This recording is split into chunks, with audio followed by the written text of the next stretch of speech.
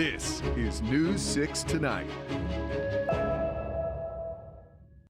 Oh, so glad to have you with us for News 6 Tonight. You're probably super bored because your phone's not working if you're on Verizon. And You're probably having to talk to your family members. What am I going to do tonight? Maybe fire up the Wi-Fi, watch a little News 6 Tonight, get caught up on what's going on in Central Florida. My name's Matt Austin. Hopefully you're having a good one. Yeah, and I'm Ginger Gadsden. This is a time you can just do face-to-face communication. And you know why you're going to have face-to-face communication? Because you're going to need to tell people how to get ready for this cold weather. Just don't fire up your phones, fire up the fireplace, because that's what you're going to need. Not many of us have them here in Florida. I know, but they're the ones with the switch. They're the fake fireplaces. Yeah. It's fine. It still keeps you warm just the same. We're going to have an extended little conversation with meteorologist Jonathan Kegas coming up in a little bit about some really cold weather. I heard one of our meteorologists say it hasn't been this cold in 1,000 days. That's a pretty big number. It's a lot of days. It got my attention. Julie it got Broughton my said attention. that earlier today. Yeah, exactly. I'll tell you what else got our attention. This top story tonight is one that is absolutely horrifying, if you can imagine this. I don't even know what I would do if I'm driving down the street, and a busy one at that, A1A in Cocoa Beach. This is in Brevard County. No, not Brevard County. This is Volusia. This guy, he's driving, he's taking real estate pictures, right? It is Brevard. He's taking real estate pictures with his dash cam, and he sees something, and his eyes are like, what in the world is that crossing the street? Two little girls. They're toddlers. They're just out in the middle. Look at this. So he had the wherewithal. Thank goodness there's not a whole lot of traffic. Look at him run. He says it is the scariest 6 seconds of his life. Yeah. This next part's the part that gets me. Watch her reach up to him. Because she's terrified. She doesn't know this guy? She's terrified. And because the people who are, her parents are probably the people who take care of her, right? And you see an adult and you're like, oh, I'm safe now. She doesn't care who this adult is. Mm-hmm. And thank God it was somebody who was an upstanding citizen by all accounts who stopped and picked up this child. Again, on A1A, this happened Sunday night or Sunday afternoon, I should say, that this guy was driving around, and then you see that other car that is stopped as well. Because what if that car was just barreling through? One of those kids, one of them, anything could have happened. That's not easy to see on the road. A1A, if you're unfamiliar with being over on the coast, which even if you're not over there much, you drive on A1A because it's right there by the beach. Yeah, of course. It's crazy busy. It's always busy, and people are very distracted because they're thinking about getting to the beach or looking for the condo or whatever. Here's the thing, that if you think that this part is maddening, the other part that is also maddening is that this guy didn't even call the cops. He went right to the family and returned them, and they're like, oh, where have you guys been? We did not even know that they were gone. That is...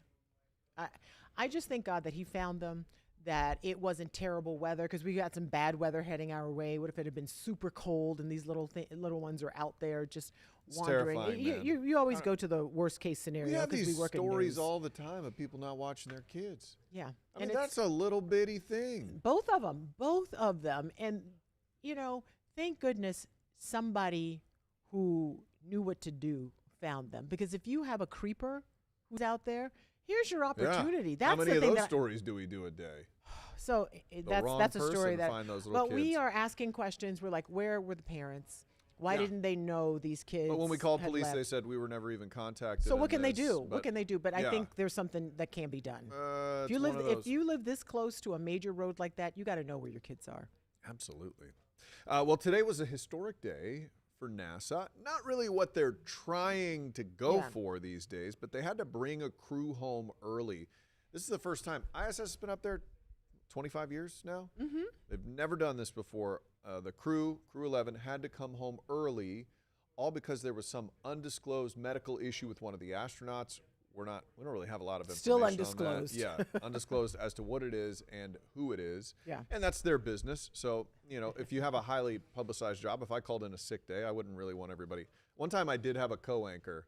It wasn't not you, but in a previous market, who said, Matt's off today. He's wrapped around a toilet somewhere, puking. You ever do that to me, we're done. Was she telling the truth, though? Yes. I was puking my guts out. And I happened to be at home in a little slight break when I heard it. So, oh, my gosh. Anyway, so yeah, keep people's business their own. I think she wanted people to know that you were really sick, that you weren't just faking it. Maybe. I don't know what her deal was. But so we still don't have a lot of information. But we have some video on this. We have soundbite. What do we have? Oh, James Barbero. James Barbero. Yeah, our James space Barbero's expert, right. of We course. got our space expert talking about it. For the first time in human spaceflight history, NASA is bringing home astronauts in space early because of a medical issue. SpaceX Crew 11 is leaving the International Space Station a month early because one of the crew members needs medical attention here on Earth. NASA also hasn't said what exactly the medical problem is, but that their vital signs are steady. They want to get this person back on the ground in a hospital where they can do the kind of diagnostic test that you just can't do aboard the space station. CBS News space expert Bill Harwood told me about how space shuttle astronauts have come home early, but for technical reasons. That got me wondering about NASA's plans for deeper space exploration. As soon as next month, in a mission around the moon, Artemis 2 plans to fly farther away from Earth than any crew before, and that's just the start of America's new space race. Should there be concerns about future missions in space if there's medical emergencies on the way to Mars, for example? You know, they train for medical problems. They've got a full suite of instruments and procedures available to them on the space station. But obviously a major problem requires a quick trip back to Earth. And so that's an issue. That's something they're thinking real hard about, and what do they need to do to, handle any sort of emergency that might crop up. The crew is expected to splash down off the coast of California around 3:40 Thursday morning. Our coverage of their return home and any updates on the health of the crew continues on clickorlando.com.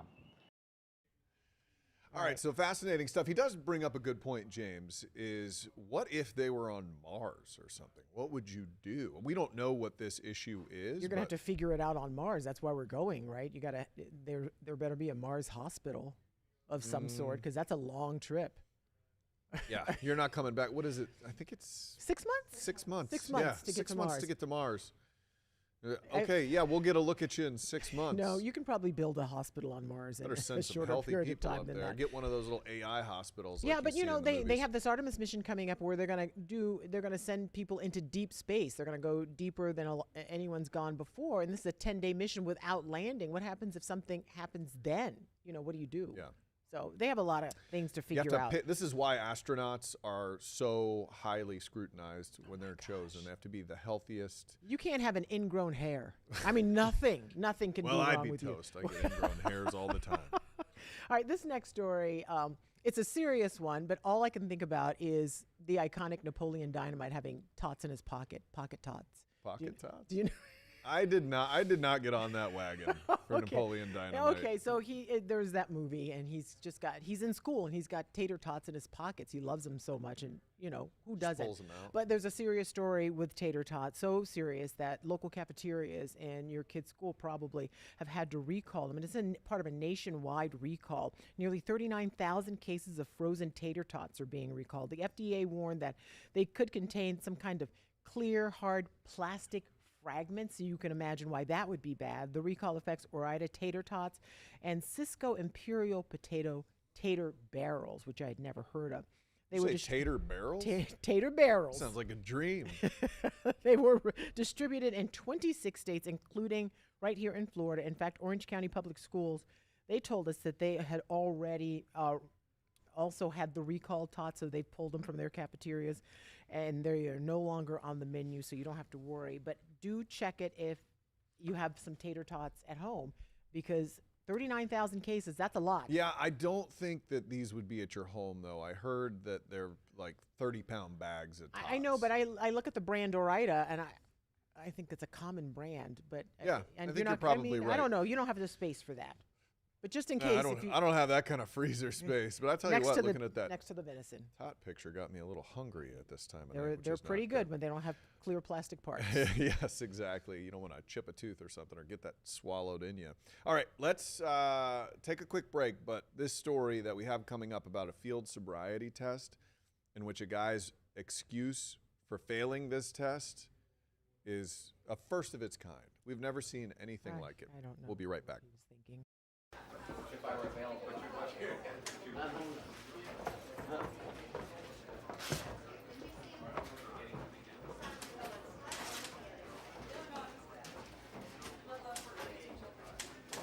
Yeah, and he got the link from the show just a little while ago, I think. So we'll make sure we have that for News 6 tonight.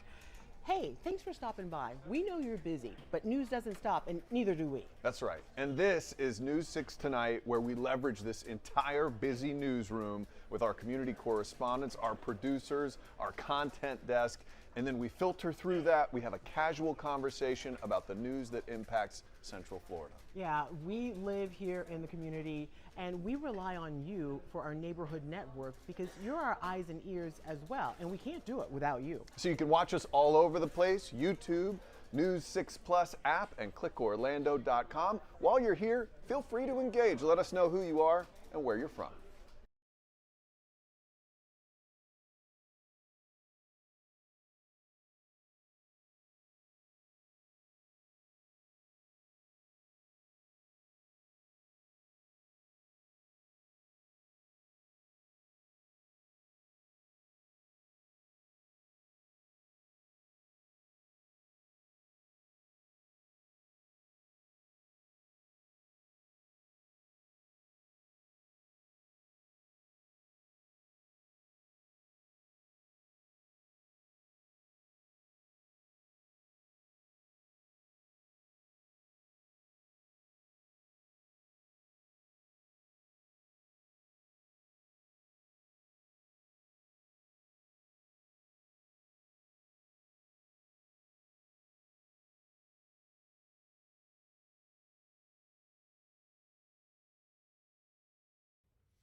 Welcome back to News 6 Tonight. Glad to have you with us. I'm Matt. She is Ginger. And this next story is an interesting one. We are sober. We are sober. Thank you for telling It's just the people that. because when you see this next story, So apparently if you take a field sobriety test, there's a lot of hip action in there, you know? is there A though? lot of hips. No. What's I've wrong never with done you? one. I've Clearly. never gotten one of these. Clearly. But the Yeah, guy, nor have I. The other crazy thing about this story, this guy was getting his 5th DUI. That is the sad part because he shouldn't have been behind the wheel. Already wanted in Indiana for 4 of them. There was a warrant out for his Yeah. arrest already. He gets caught again, slurring his speech, failing a field sobriety test, and his excuse for doing terribly on this test is this. I'm a man. Yeah, You want me to do it? I'm pretty sure both I can't. Deputy Doggett and Deputy Patel are well versed in this as well. Just do your best, okay? It's not.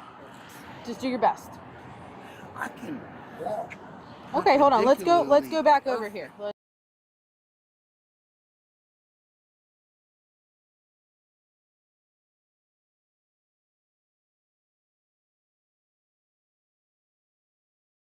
He cannot do one foot in front of the other. It is He impossible said for women him. can do it because we have hips. I call it his Shakira defense, and it's not going to hold up in court because his hips did lie. Because he is, you can tell that there's something definitely wrong. He's very impaired. And right when he was pulled over initially, he was trying to be funny with the officer. Something was up with him already. You could tell. He's like, "Hey, can I say something funny right now?" And she's like, "Let's get through this, and then we'll see Can what we happens." see if you're drunk first? Yeah, exactly. And then he proceeded to do that. And then at some point he calls her like honey or something, like a term of endearment. And she goes, "That's not my name." Oh, okay. And so she just really had I to like keep, it. Let's keep keep it him on the professional. straight and narrow. You could tell he thought he was going to charm his way out of this. Wow. He could not have misread that room any worse. Apparently it didn't work the last 4 times either, but now he is awaiting extradition back to Indiana. And we'll see. I mean, it's scary to think somebody like that is out there driving a car with 5 DUIs. That was going to be my point, because this guy could change a lot of lives and not for the better. And he thinks it's a joke. Yeah. And right. it's clearly not. Clearly he is Clearly not. unaffected by DUI arrests. So Oh. maybe a judge, it's going to probably have to be back in Indiana, will throw the book at him. I mean, We'll see. at some point he has to learn his lesson, because he can't have a 6th chance to be out there to see what he will do. Does he have to kill somebody in order for him to, stay behind bars? All right, let's move on and talk about something else that is going to impact a lot of us, and we want you to get ready. And our meteorologist, Jonathan Gegas, has been getting us ready for the better part of a week, because he told us last week we were going to see some cold air being ushered in. And man, when he said cold, he was not joking.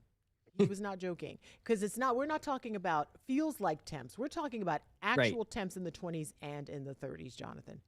Absolutely, yeah, and that arrives during the day tomorrow, and we'll feel the 20s and 30s when you wake up on Friday. So let's get right to the map because the front is here. It's knocking on the door. It is pretty much right over Nashville now. It's getting ready to push through Atlanta into Birmingham.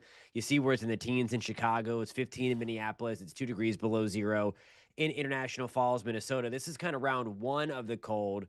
Round two of the cold comes back in Sunday into Monday. So this is going to be an extended period of chilly air. We don't get back above 70 until like Wednesday or Thursday of next week. I know that's kind of a weird benchmark to set, but like average is 72. We might not get above, we shouldn't get above 60 again for a while, maybe Saturday. And then, I mean, we're talking about some big time cold guys. So you'll know when this front crosses tomorrow, you'll be standing outside, all is well. And then all of a sudden, the wind will pick up a little bit. And then wait, what just happened to the temperature? I mean, this is going to be one of those mean fronts. Is it going to hit us with some rain, Jonathan? A little bit of rain in the morning. A little bit of rain in the morning.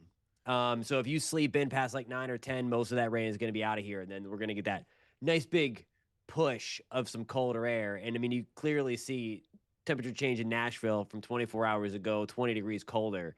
So that's what this front is going to do to us as well. I'll show you the temperatures. This is what we're waking up to on Friday morning. We haven't seen this or felt this since 2022. So it's not your average everyday blast of cold. It's certainly not crippling. Like, I don't think we're going to see widespread bursting pipes or things like that. But what I do want people to do is to make sure they are taking care of their pipes in Marion and Sumter County, maybe Northern Lake especially, because we are going to be below freezing for 6 hours, maybe 7 hours. And that's going to be enough to cause problems with exterior pipes. Interior, we should be good. But nonetheless, it's going to be that kind of cold. I mean, Denellen, 25.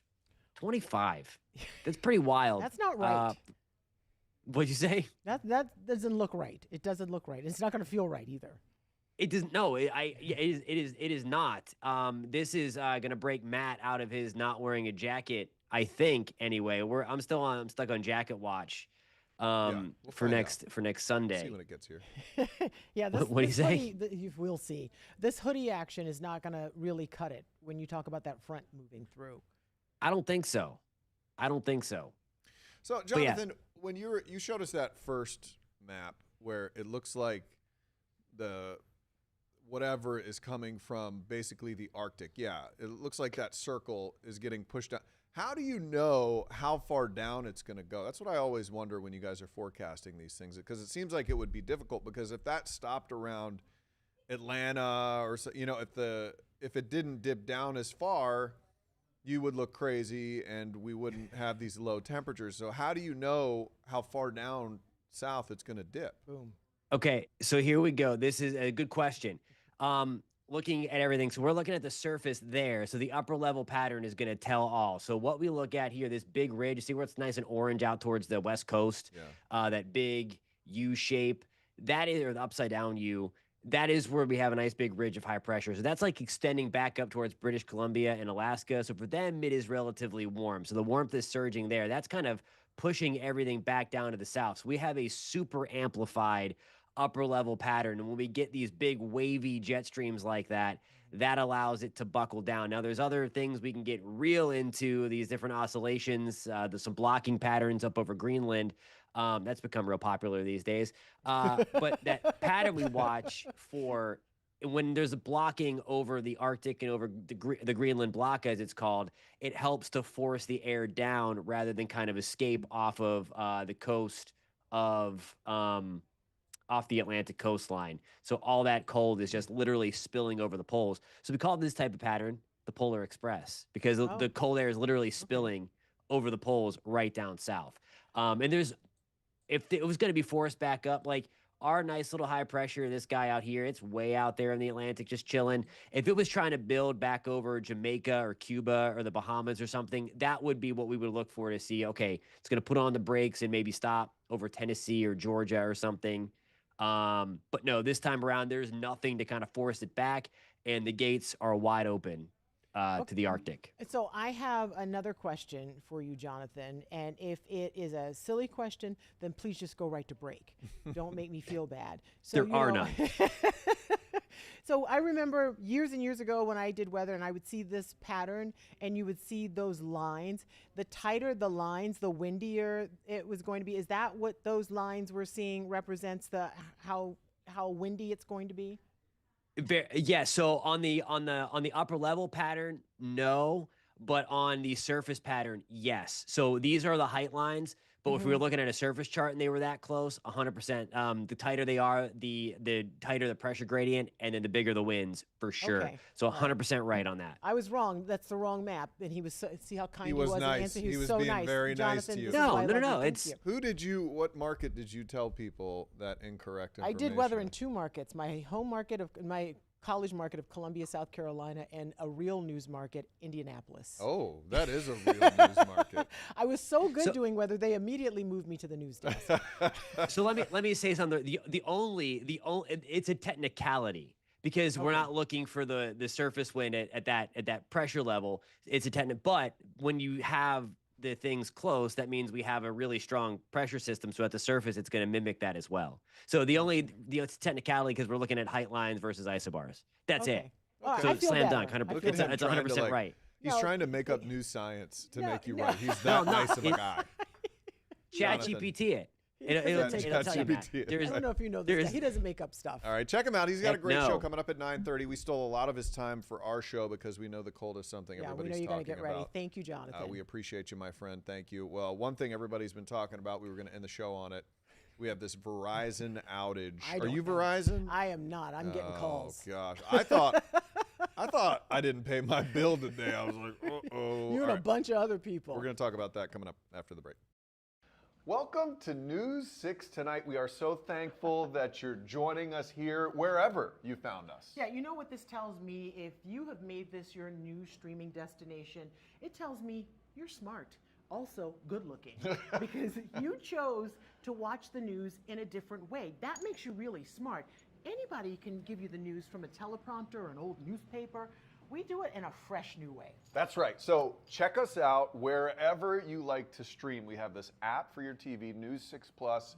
You can find it on Roku and Amazon and whatever your smart TV is cooking. So thank you. We would love to hear your comments down Oh my below. gosh. Yeah. And then we'll show them. Yeah, we will. News 6 Plus. The plus is you. Ooh.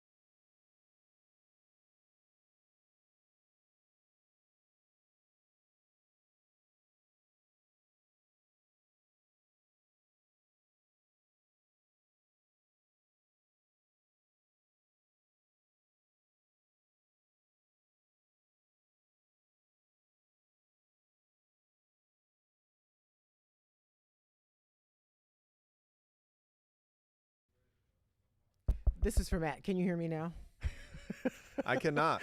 There are so My many phone people. still, at this hour, has no service. And this started, it hit Verizon around noon today where people thought, it's like, what is going on? And you're still experiencing that. Did it happen early today Yeah, for it happened. you too? I realized Yeah. because we're usually on Wi-Fi, so you don't notice as much. Yeah. On my drive to work, usually I call my dad, and it just wasn't calling. I'm like, is this old man What is this? screening my calls today?